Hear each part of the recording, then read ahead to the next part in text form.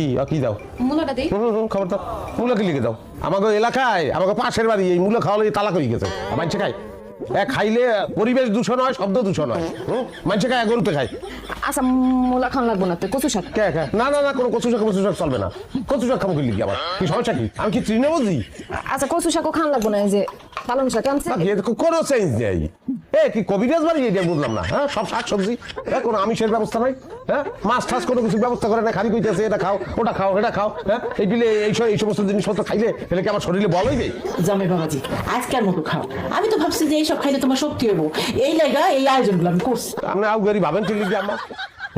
জিগেই ভাববেন না তো ভাবিয়ে কারা ফালাইছে নেই আপনি আর আব্বাই খান আপনাকে শক্তি হোক এতক্ষণ ফিরে খালি শুনতেছি কইতেছি না